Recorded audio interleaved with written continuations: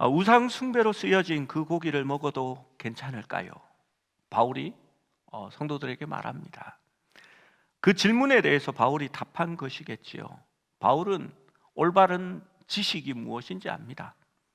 그 우상의 제물은 아무것도 아니다. 하나님께서 모든 것을 만드셨기에 모든 것이 다 하나님께로부터 나왔다. 그리고 그것을 먹는 것이 우리에게 문제가 되지 않는다라는 게 참 지식이다라는 걸 말합니다. 그런데 문제가 있습니다. 그 지식을 믿음으로 가지고 살아가는 이들에게는 그걸 먹어도 죄가 되지 않습니다. 그런데 같은 것이라도 이거 제사 음식인데 먹으면 내가 그 제사 지내는 우상에게 섬기던 그것을 나눠 먹는 게 아니냐 찜찜함을 가지면 그건 죄라고 얘기합니다. 여러분, 같은 상황인데 죄가 될 수도 있고 안 될 수도 있다는 겁니다. 여러분, 이게 영적인 문제라서 그렇습니다. 저 같은 사람은 제가 아직 이렇게 자다가 이렇게 꼼짝 못하는 가위 눌린다. 저는 그게 뭔지 모릅니다. 한 번도 가위 눌려 본 적이 없습니다. 저는 무당집, 이상한 집, 이렇게 섬에 가면 이렇게 성황당 이렇게 나무에 매 놓은데 그런데 거침없이 왔다 갔다 합니다. 왜냐하면 그것들이 나를 어떻게 하지 못한다라는 믿음이 있으니까요. 그런데 찜찜한 사람들이 있습니다. 이거 내가 건드리면 어떡하지? 이런 사람은 그것이 문제가 될 수도 있습니다. 여러분, 같은 사실이라도 모든 것이 같게 다가오는 게 아닙니다. 그러면 이 옳고 그름을 어떻게 판단할 것입니까? 우상은 아무것도 아니고 음식도 문제가 안 됩니다. 그래서 고린도 교회의 사람들은 나는 괜찮고 문제가 없다. 그러니까 내 마음대로, 내 자유대로 내가 하겠다라고 주장한 겁니다. 그런데 바울은 그렇게 말하지 않았습니다.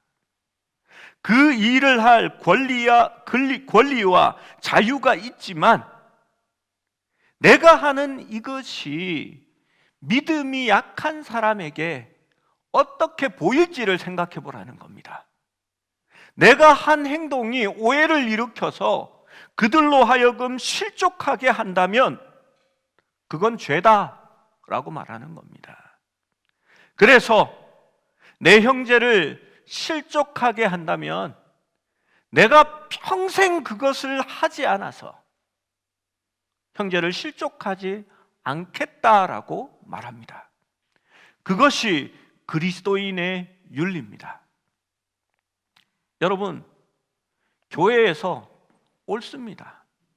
내가 옳고 내가 잘한 겁니다. 그렇다고 해서 그걸 막 소리치면서 내가 옳다고 막 얘기하면 믿음이 약한 사람이 턱 보면 교회에서 왜 저래? 또 교회가 서로 싸우네. 아니, 맨날 교회만 오면 저 사람 소리 질러. 그렇게 말하면 여러분, 믿음이 약한 자들이 그걸 보면 신앙이 성숙하겠습니까? 세상 사람들이 그걸 보면 교회가 사랑이 넘친다 그렇게 얘기하겠습니까? 분명히 그럴 겁니다. 믿는 사람들이 나보다 더 못해. 교회 다녀봐야 헛일이야. 신앙이 나쁜 나도 그러지 않는 거 아는데 저 사람들은 왜 저래? 목사가 말이야 나보다 못해. 내가 그 교회 왜 나가? 그러지 않겠습니까? 믿음 약한 자들이 그것을 보고는요, 그냥 차라리 다른 교회 가면 낫습니다. 다른 교회도 하나님 계시고 예수님 계시니까요. 근데 나 다시는 교회 안 나가.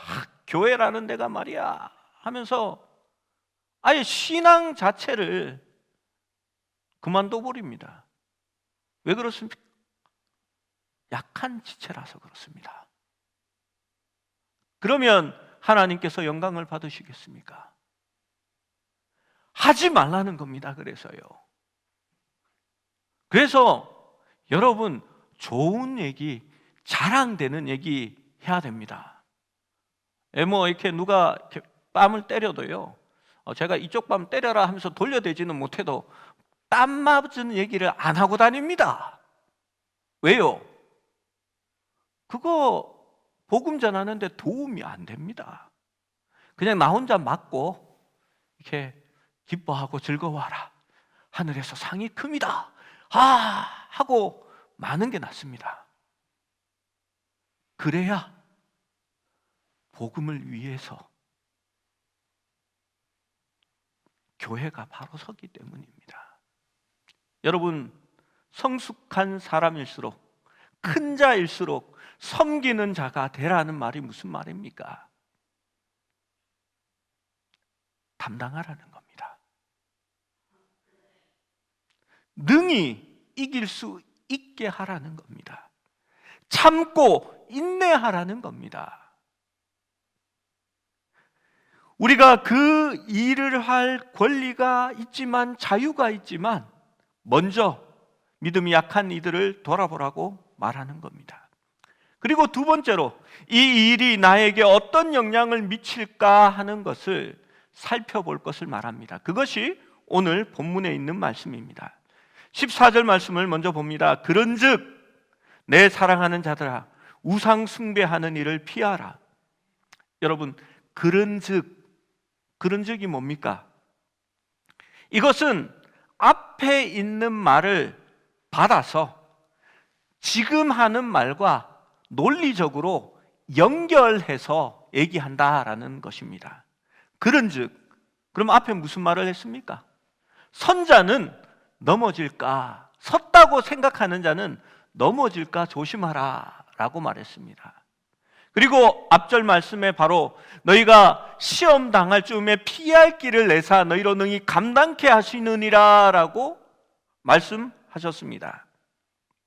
여러분, 그 말씀을 가지고 그런즉 내 사랑하는 자들아, 우상 숭배하는 일을 피하라 라고 말하는 겁니다. 여러분, 나는 섰다, 나는 능히 이길 수 있다, 우상의 제물이나 우상 숭배에 관해서 나는 절대로 넘어지지 않는다라고 생각하는 사람은 넘어질까 조심하라는 겁니다.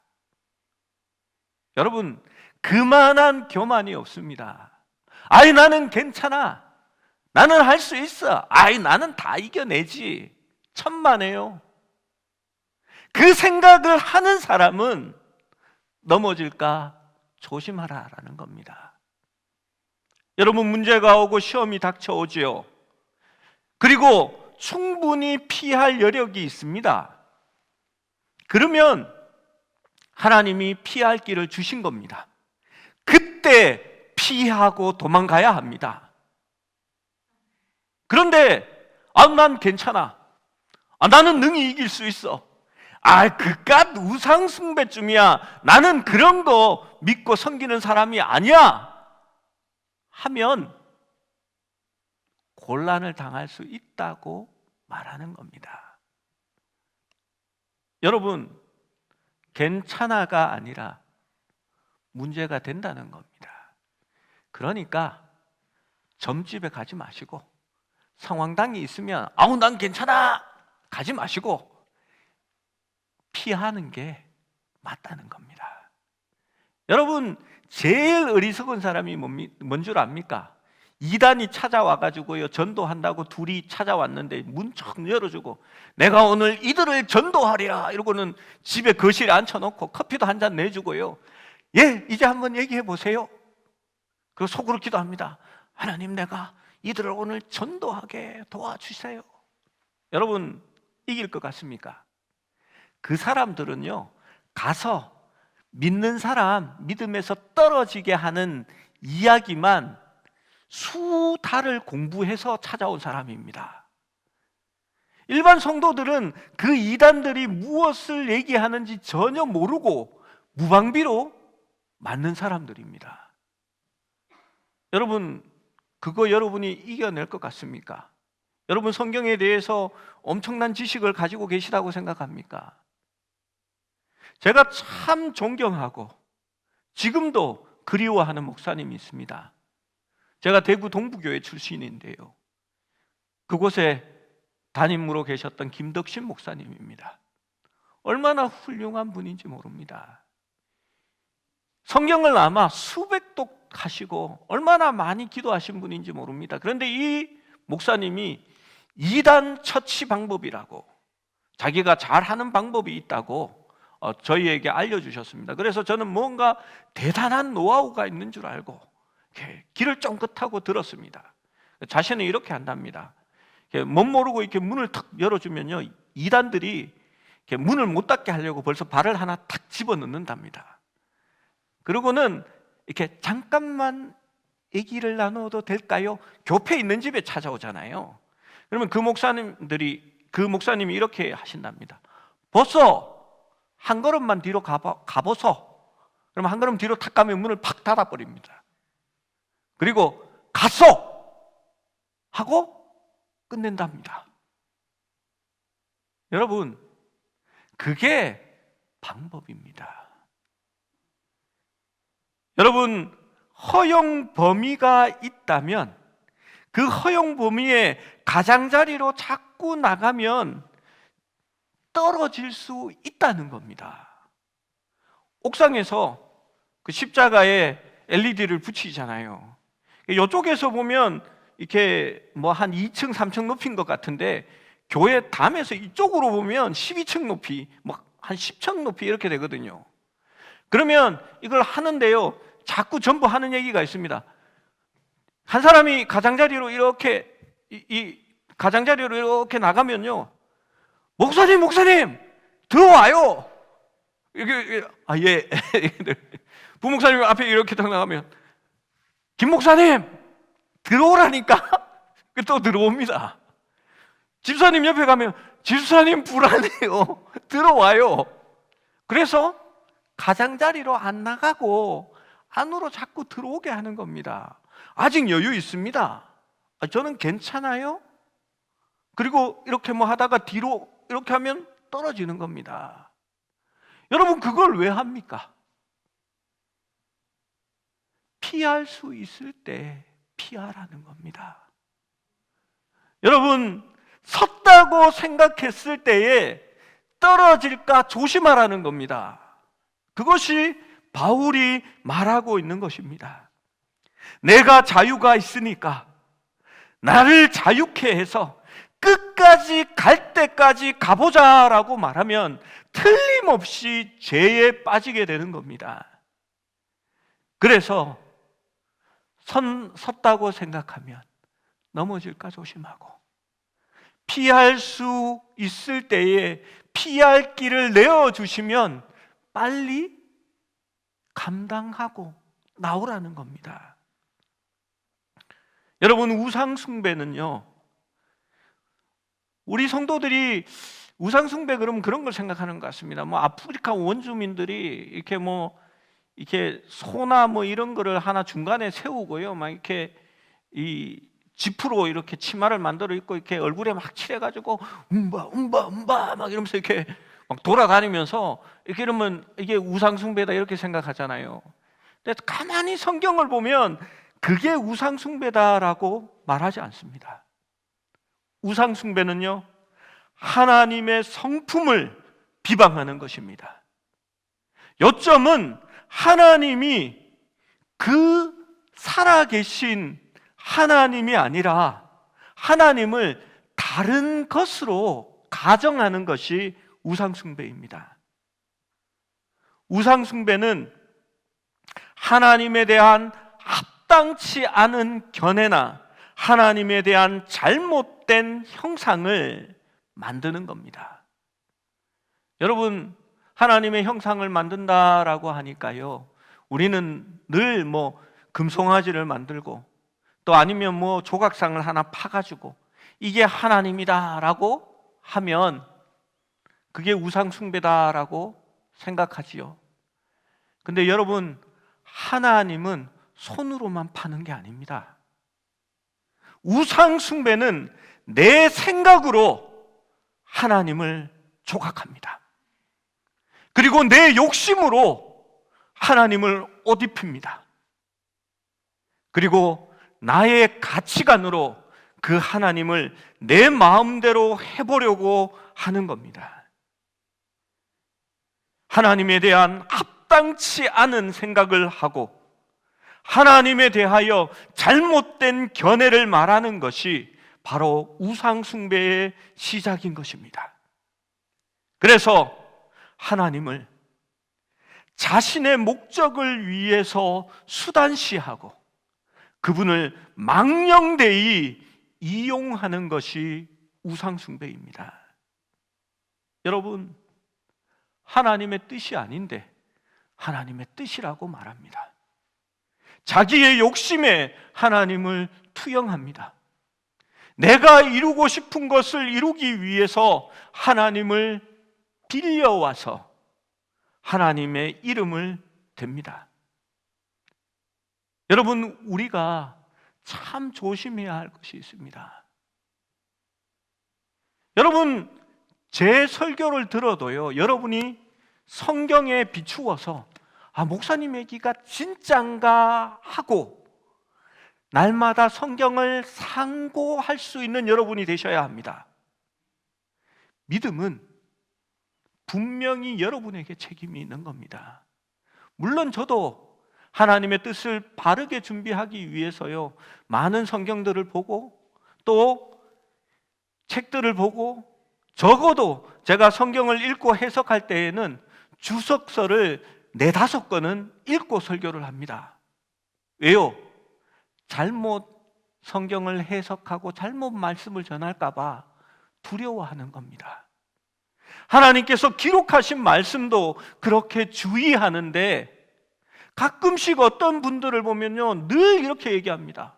하나님이 내게 말씀하시는데요, 목사님이 나한테 돈 빌려주라고 그랬어요.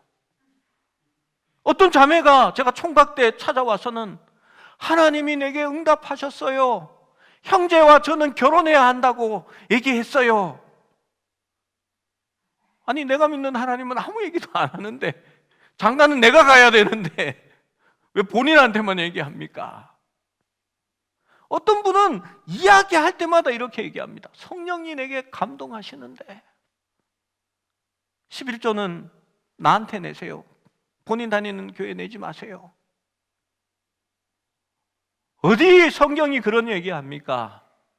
11조는 본인이 말씀을 듣고 본인이 등록한 교회에 내는 것이 11조입니다. 기도원에 갔더니 하나님이 말씀하시는데 성령님이 11조는 우리 기도원에 내라고 그렇게 얘기하셨다고. 그리고 축복 기도까지 확 해줍니다. 하나님의 대언자처럼 그렇게 말입니다. 여러분, 그것이 하나님의 이름을 망령되이 일컫는 겁니다. 1계명이 무엇입니까? 하나님은 한 분밖에 없다. 그겁니다. 나의 다른 신은 없다. 두지 마라. 그런데 2계명이 이상합니다. 2계명이 뭐라고 합니까? 우상을 만들지 말고 다른 신들을 만들지 말고 형상도 만들지 말고 절하지 말고 섬기지도 말라 이렇게 말합니다. 아니, 하나님이 없다고 해놓고는 왜 2절에는 있으니까 하지 말라고 얘기했느냐? 여러분, 그런 얘기가 아닙니다.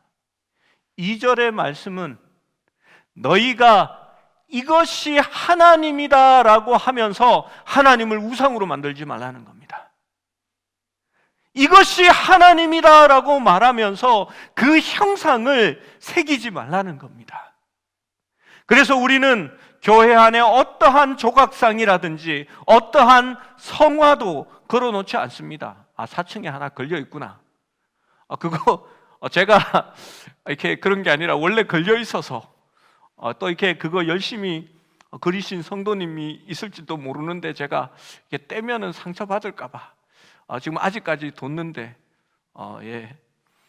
보면서 진짜 예수님이다 생각하면 안 되고 그냥 이렇게 예수님을 나타낸 그림이구나 하고 그냥 보시면 좋겠습니다. 여러분,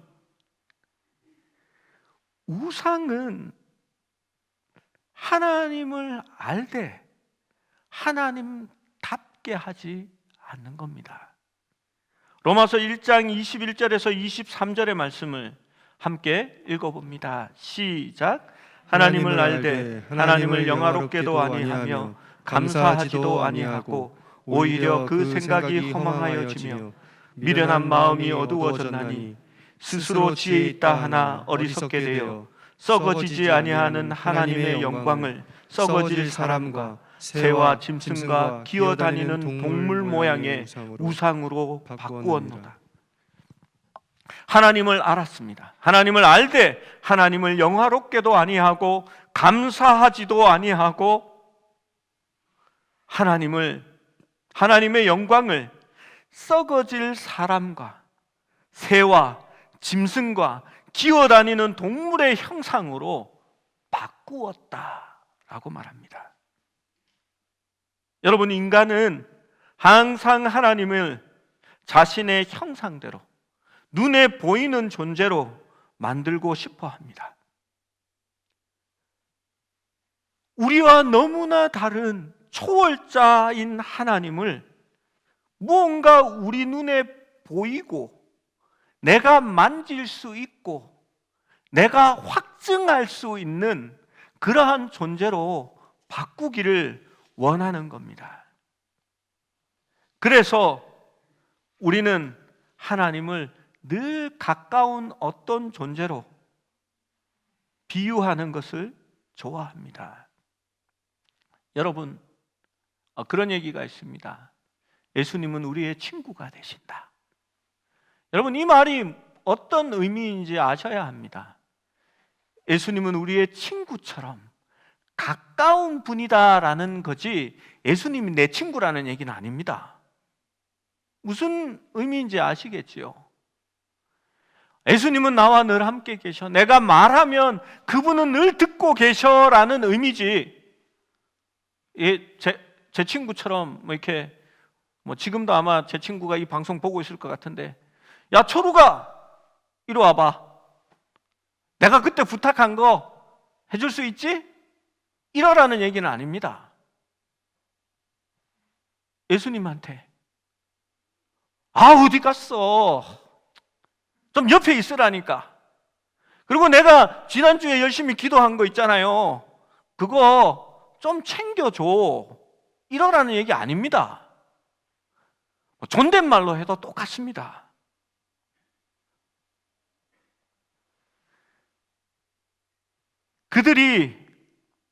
이스라엘 백성들이 출애굽 시 사막에서 금송아지를 만든 것도 이러한 맥락입니다. 여러분, 다른 이방의 신을 가져온 게 아닙니다. 하나님, 자기를 애굽에서 인도해낸 하나님을 형상화하고 그 금송아지를 부어서 만든 다음에 이 금송아지가 하나님이다 라고 말한 겁니다. 시편 106편 19절 20절에 이렇게 말합니다. 그들이 호렙에서 송아지를 만들고 부어 만든 우상을 경배하여 자기 영광을 풀먹는 소의 영광으로 바꾸었도다. 여러분, 하나님은 존귀하신 분입니다. 전능하신 하나님입니다. 그분은 초월하시는 분입니다. 그분의 길과 그분의 생각은 우리의 것과는 다릅니다. 여러분, 그래서 우리의 기도도 하나님 이렇게 하세요, 이렇게 해주세요, 하나님이 이거 주세요 라는 게 아니라, 여러분, 내 마음의 나의 상황과 내 마음에 있는 것들을 그냥 그대로 아뢰는 게 좋습니다. 여러분 6살짜리 딸애가 와서 아빠 나 이거 해줘. 요거는 말이야 아빠가 요렇게 해서 요렇게 해가지고 요렇게 하면 좋겠어. 아빠 꼭 그대로 해줘 라고 하면 여러분 어떤 생각이 드십니까? 아이고 바보야, 그거보다 더 좋은 방법이 있는데, 그거 그렇게 하는 것보다 나는 더 나은 거를 사줄 수 있는데, 그거 말고 네가 상상할 수 없는 놀라운 일로 내가 해결해 줄 수 있는데 그렇게 하지 않겠습니까? 여러분 차라리 내 마음의 생각과 나의 형편을 아뢰보십시오. 여러분 기분 나쁘면요 그냥 얘기하시면 됩니다. 기도라는 게 어렵지 않습니다. 하나님 나 오늘 되게 기분이 안 좋아요. 하나님 제가 나한테 뭐라 그랬는지 알아요. 제가요 나한테 그랬어요. 하나님 내가 용서해야 되는데 마음이 진짜 안 좋아요. 그러면요 하나님이 뭐라고 하십니다. 그 뭐라고 하실 때에 들으십시오. 그리고요 우리가 해결할 수 없으면 하나님이 관여하십니다. 하나님이 해결해 주십니다. 근데 하나님의 때와 하나님의 방법은 우리가 생각하는 것하고는 좀 달라요. 저는 우리 하나님이 왜 이렇게 느린지 모르겠어요. 그냥 바로 팍팍팍팍 해주면 좋은데 늘 기다리게 하시고 뜸을 들이세요. 그런데 뜸이 들어야 좋은 밥이 나오듯이 지나고 보면 하나님이 가장 적절한 시기에 가장 좋은 방법으로 내가 생각했던 것 이상으로 하나님이 그것을 이루어 주셨다라는 것을 늘 기억하게 됩니다. 그래서 여러분 우리의 마음의 생각과 형편을 아뢰보십시오. 여러분 다윗의 기도가 놀라운 이유가 뭔지 압니까? 자기 감정과 자기의 생각과 내 속에 있는 형편을 그대로 아뢰는 겁니다. 하나님 저 원수가 나를 따라와서 저놈이 내게 하는 말이 내 하나님이 어디 있느냐, 네 하나님이 어디 있느냐 나를 욕하고 저주합니다. 하나님 아버지 그냥 두지 마옵소서. 여러분 기도가 기도 같지 않아요. 영성이 다윗이 좀 형편없네, 믿음이 많이 떨어졌구나 그렇습니까? 아닙니다. 다윗은 자기의 마음을 토해내고 있는 겁니다. 여러분 그러다가 시편의 많은 기자들이 하나님의 음성을 듣습니다. 사람들이 하는 말이 내 하나님이 어디 있느냐 하는도다. 아버지 하나님 내 눈물이 내 음식이 되었습니다. 그러나 그 기도는 변합니다. 너는 너의 하나님을 바라라. 무슨 이야기입니까? 하나님께서 들으시고 응답하는 겁니다. 여러분 우리의 기도도 그러합니다. 기도는 나의 목적을 이루기 위한 수단이 아니라 하나님의 뜻을 듣고 하나님의 음성을 듣는 방법이 되는 것입니다.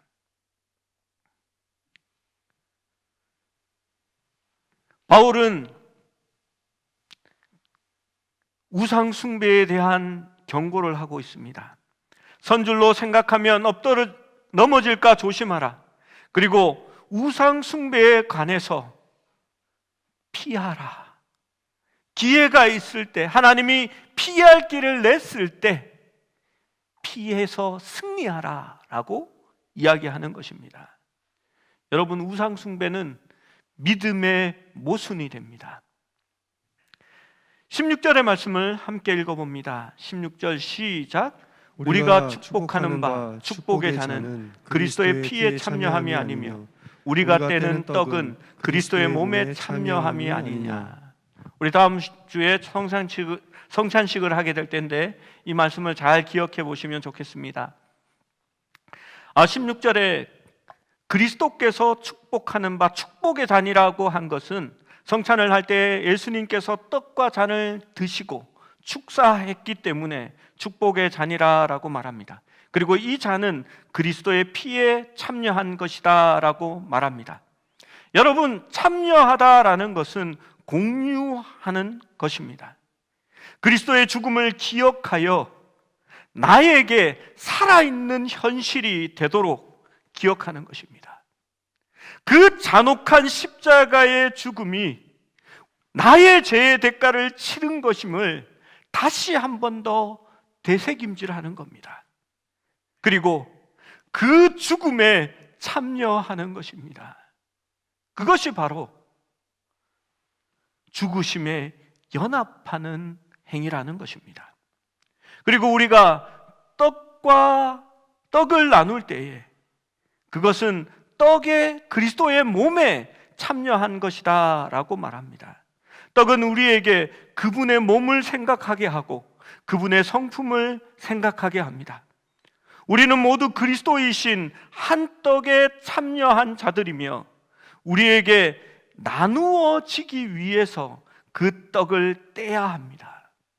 여러분, 원래 성찬은요, 하나의 떡을 가져와서 그 떡을 조금씩 떼어 나누는 겁니다. 바울은 떡의 의미를 찢기신 살이라고 말하지 않습니다. 저는 어릴 때부터 예수님의 피는 피를 흘린 것이니까, 그리고 살은 채찍에 맞아서 예수님의 살이 막 떨어져 나간 그것을 기념하는 것일 거야 라고 생각했습니다. 여러분, 그러면 먼저 떡부터 나눠야죠. 그리고 떡에 대해서 말하고 나서 잔에 대해서 얘기해야 되잖아요. 근데 예수님은 그렇게 얘기하시지 않습니다. 여러분, 먹는 순서도요, 우리는 이렇게 그렇게 하고 있지만 먼저 떡을 먹고 목이 맥힐 때에 여러분 잔을 먹지 않습니까? 전 집에서 빵 먹으면 그렇게 먹습니다. 그런데 이 말씀에서 사도 바울이 얘기하는 것은 이런 이야기입니다. 하나의 몸이신 우리의 온전한 떡이 되신 예수 그리스도를 떼어 각자에게 나눠주는 겁니다. 여러분, 예수님은 쪼개지지 않습니다. 단지 쪼개져 있는 것은 우리 자신들 성도들입니다. 그 떡을 받아서 먹을 때에 온전하신 몸인 그리스도 안에 참여하게 되는 것입니다. 이제 나누어진 것이 아니라 그리스도의 몸을 이루는 하나의 공동체가 된 것입니다. 떡을 받아서 먹음으로 인해서 그리스도의 몸으로 참여된 것입니다. 이것이 바로 모든 신자가 한 생명에 참여한다라는 의미가 되는 것입니다. 여러분, 성찬을 통하여서 우리는 그리스도의 죽음에 함께 참여할 뿐만이 아니라 이 떡을 먹음으로 주님의 몸을 이루는 하나의 연합체가 된다라는 것을 말하는 것입니다. 예수님은 그것을 늘 강조하셨습니다. 요한복음 17장 21절에서 23절의 말씀을 읽어봅니다. 시작. 아버지여, 아버지께서 내 안에 그들도 다 하나가 되어 우리 안에 있게 하사 세상으로 아버지께서 나를 보내신 것을 믿게 하옵소서. 내게 주신 영광을 내가 그들에게 주었사오니 이는 우리가 하나 된 것 같이 그들도 하나가 되게 하려 함이니이다. 곧 내가 그들 안에 있고 아버지께서 내 안에 계시오.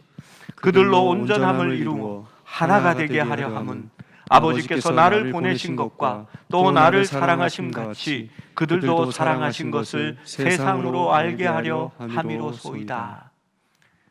여러분, 이 말이 어려운 것 같은데 그렇게 어려운 말씀이 아닙니다. 성찬을 생각해 보시면 되는 겁니다. 온전하신 주님의 몸을, 그 살을 우리에게 먹이시는 겁니다. 그래서 우리로 하여금 그리스도의 몸에 참여하게 하는 것입니다. 그래서 아버지와 주님이 하나이었던 것처럼, 하나이신 것처럼 지금도 하나이시고 예전에도 하나이셨습니다. 우리도 그리스도의 몸에 참여하여 하나가 되어서 우리도 하나가 되게 하신 것입니다. 여러분, 그래서 성찬에 참여하는 자들은 형제가 서로 다투어 원수지게 하거나 억울한 일이 있게 하면 먼저 그 떡을 놓고 가서 화해하여 한 다음에 돌아오라고 말하는 겁니다. 여러분, 교회를 어렵게 하고 주님을 핍박하고 교회에 모이는 것을 해치는 자들은 성찬에 참여할 자격이 없습니다. 그래서 교회에서 징계를 할 때에 가장 큰 징계가 무엇인지 아십니까? 수찬정지입니다. 너는 그리스도의 몸이 아니다라는 말입니다. 회개하고 돌아올 때까지 성찬에 참여하지 말라라고 말하는 것입니다. 마태복음 18장 19절에서 20절 말씀을 함께 읽어봅니다. 시작.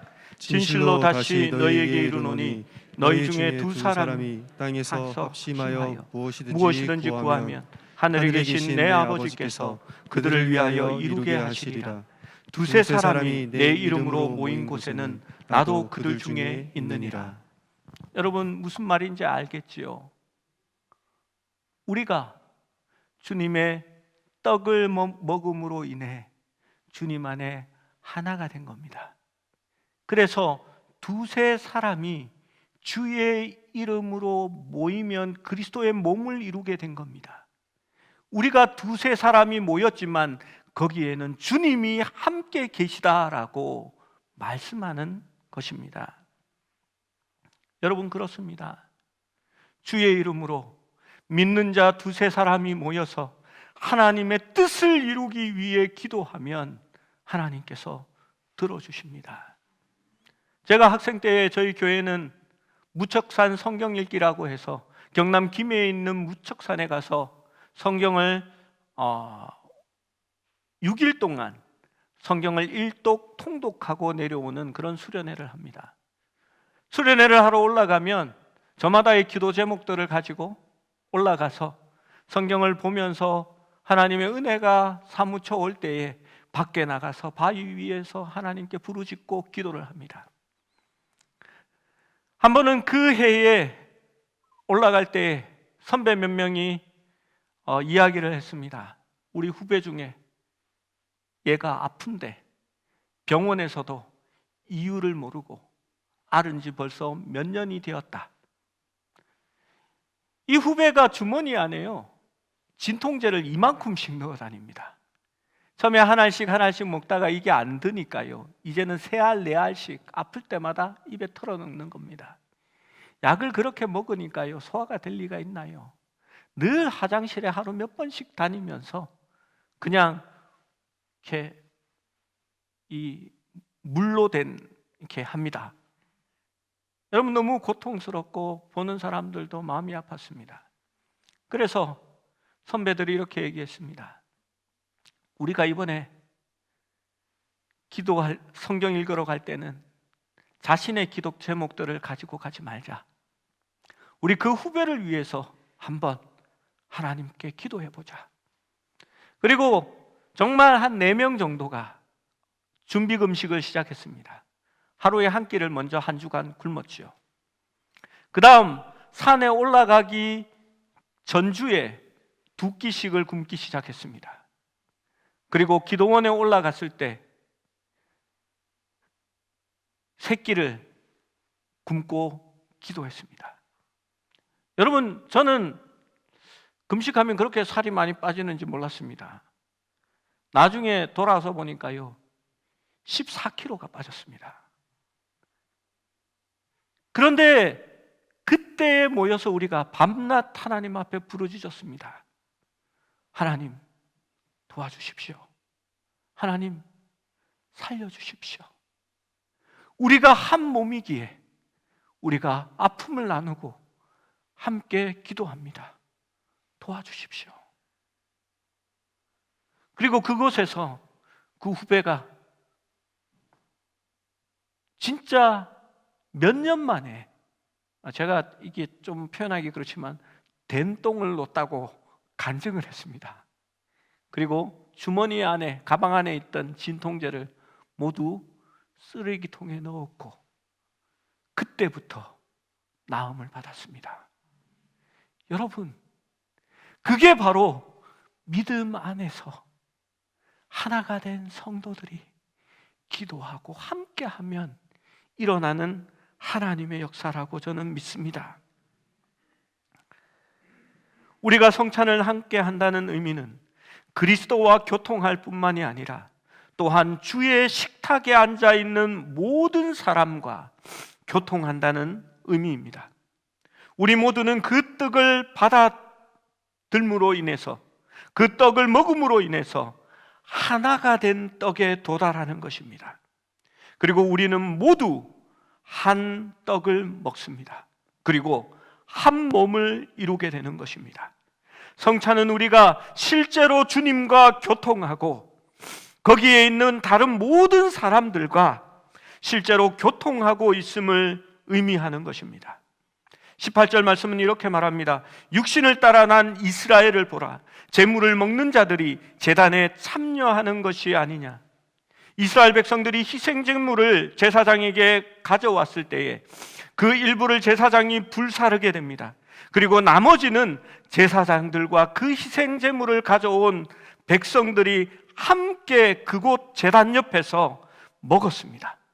그 제물을 먹는 동안에 친교가 있었고, 바로 그 희생 제물에는 하나님만을 경배함과 동시에 예배하는 자들과 예배를 드린 자들도 함께 그 안에서 교제하는 것을 포함하는 것입니다. 여러분, 그렇다면 이제 바울이 하려고 하는 본론으로 가봅시다. 우상의 제사를 드리는 곳에 가서 술과 고기를 먹고 그 우상에게 바친 그 제물을 먹고 그 우상 숭배자들과 함께 교제할 때에 당신은 싫든 좋든 간에 그 우상과 함께 동일시하는 것입니다. 그래서 어느 시점에서는 이렇게 되는 겁니다. 나는 그리스도와도 함께 속하고 나는 우상을 숭배하는 자들과도 함께 속한다라고 말하게 되는 겁니다. 여러분, 이건 논리적이지 않습니다. 절대 그럴 수 없습니다.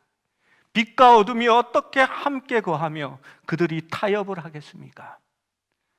여러분, 신앙생활은 의의 길로 옳은 것에 하나님의 뜻을 행하는 데에 바로 붙어 있어야 합니다.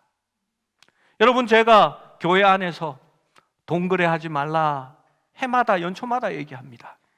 그리고 개인적인 사업을 하지 말라라고 얘기합니다. 여러분, 어떤 결과가 나오는지 아십니까? 나중에 그 사람이 문제를 일으키면 동관계에 있는 사람은 옳고 그름을 떠나서 다 그 사람 편입니다. 왜냐하면 내가 돈 빌렸었거든요.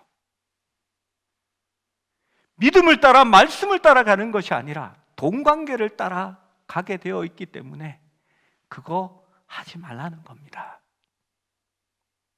여러분, 고린도전서 10장 20절에서 21절을 함께 읽어봅니다. 시작.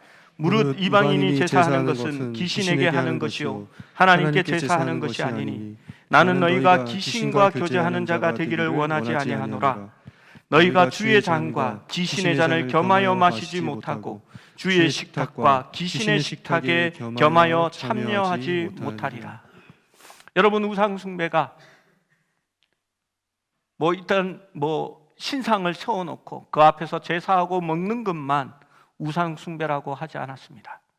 하나님의 이름을 빙자하여서 자기의 뜻을 이루게 하고 자기의 욕심을 차리는 자들과 함께하고 그들의 뜻에 동조하고 그것을 말하게 된다면 그것도 우상 숭배입니다. 여러분, 실제로는 그렇습니다. 우상은 없습니다. 다 하나님께서 만드신 피조물이기 때문입니다. 그것은 사실 바위이고 인간이 쪼물딱 그려서 만든 주조물이고 칼로 새겨서 판 조각물입니다.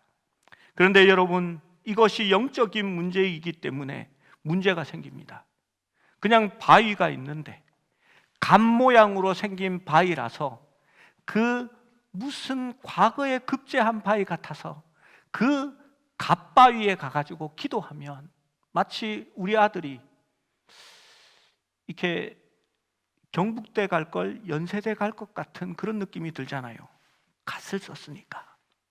그래서 거기에 가서 기도합니다. 그러면요, 실제로 그곳에 수능이 칠 때쯤 되면요, 수백 명이 텐트 치고 좋은 자리 차지해가지고 막 기도를 합니다. 그 자리에 안 뺏기려고 하루는 내가 가서 막 기도하다가 이모가 오면 타치 하고 그 자리 바꾸고 와서 거기에서 밤새서 기도하고요, 이렇게 막 공을 들입니다. 여러분, 그냥 바위 같지요? 아닙니다. 사람들이 그 바위를 우상이라고 숭배하는 이상 더 이상 그것은 바위가 아닙니다. 사람들이 거기에 신이 있다고 믿으면 사탄이 어떻게 하는지 압니까? 사람들이 거기에 있다고 생각하는 신을 가장하기 위해서 귀신을 하나 거기에 보내는 겁니다. 그래서 사탄은 거짓말자기고 속이는 자입니다. 그 사탄은 사람들이 계속 우상을 숭배하고 하나님을 떠날 수 있기를 위해서 충분히 초자연적인 일을 행하도록 만들어줍니다. 갓바위 가서 기도했더니 우리 아들이 특정 대학교를 좀 얘기하니까 그렇긴 한데요, 제가 대학 비하발언을 하는 게 아니고 저희 집도 아시지 않습니까? 저도 지방대입니다. 근데 지방대 갈 성적밖에 안 됐는데 얘가 서울대를 갔어.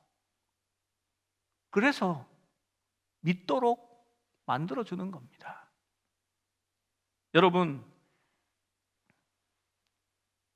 기독교인들은 그렇게 사는 것이 아닙니다. 여기 가서 엎드리고 저기 가서 엎드리는 사람이 아닙니다. 주의 잔에 참여하는 자는 귀신과 함께 그 잔을 받을 수 없다라고 하는 것은 그것이 진짜 신이기 때문이 아니라 그 가짜에 사탄이 귀신을 보내서 믿게 했기 때문에 귀신과 교제하는 것이다 라고 말하는 것입니다. 우리가 주님과 교제하고 있으며 우리는 주님의 잔과 그 떡을 가지고 있습니다. 그런데 우리가 다시 우상의 자리에 가게 된다면 여러분, 우리는 주님과 귀신을 같이 교제하게 만드는 자가 되는 것입니다. 그래서 오늘 말씀에는 주님의 잔과 귀신의 잔을 겸하여 마시지 못하고 주의 식탁과 귀신의 식탁을 겸하여 참여하지 못하게 하리라 라고 말합니다. 22절 말씀 함께 읽어볼까요? 21절 22절 말씀 함께 읽어봅니다. 21절 너희가 시작. 너희가 주의 잔과 주의 잔을 겸하여 마시지 못하고 주의 식탁과 귀신의 식탁을 겸하여 참여하지 못하리라. 그러면 우리가 주를 노여하시겠느냐? 우리가 주보다 강한 자냐? 22절 말씀은 우리에게 우상을 가까이 하지 말아야 하는 마지막 이유를 알려줍니다. 이것은 주님을 모욕하는 것이기 때문입니다. 그래서 바울은 말합니다. 내가 여호와를 질투하게 하겠느냐? 당신은 주님보다 더 강한 자냐라고 묻는 겁니다. 여러분, 인생에서 지혜가 무엇인지 아십니까? 다른 사람한테는 밉보여도 내 인생을 좌지우지할 주님을 화나게 하면 방법이 없는 겁니다. 사람을 화나게 하고 짜증나는 건 그래도 좀 불편하지 괜찮습니다. 그런데 하나님을 화나게 하고 노엽게 하면 여러분 방법이 없습니다. 뭐 괜찮은 방법이 있습니다. 내가 주님보다 강해서 주님을 내 마음대로 할 수 있으면 괜찮습니다. 그런데 제가 여기 아무리 봐도 주님보다 강한 사람은 없습니다. 저를 포함해서요. 그리고 한 10년쯤 지나면 주님만큼 될 만한 사람도 보이지 않습니다. 그러면 하나님을 진노하게 하는 일은 하지 말아야 한다는 것입니다. 여러분, 주님을 질투하게 하시겠습니까? 성경에는, 구약 말씀에는 그 말씀이 참 많이 적혀 있습니다. 나 여호와는 질투하는 하나님이라. 신명기 32장 21절은 이렇게 말합니다. 그들이 하나님이 아닌 것으로 내 질투를 일으키며 허무한 것으로 내 진노를 일으켰으니 나도 백성이 아닌 자로 그들에게 시기가 나게 하며 어리석은 민족으로 그들의 분노를 일으키려다 라고 말합니다. 여러분, 우리는 그리스도 안에서 자유롭습니다. 그것이 사실입니다. 그러나 우리는 두 가지를 명심해야 합니다. 나의 자유가 다른 사람에게 어떤 영향을 미칠까라는 그것을 조심해야 합니다. 두 번째로, 나는 우상 숭배에 나를 노출시키고 스스로를 죄에 빠지게 하는 어떠한 일도 하지 말아야 합니다. 그것이 바로 질투하시는 하나님의 진노를 피하는 길입니다. 기도하시겠습니다.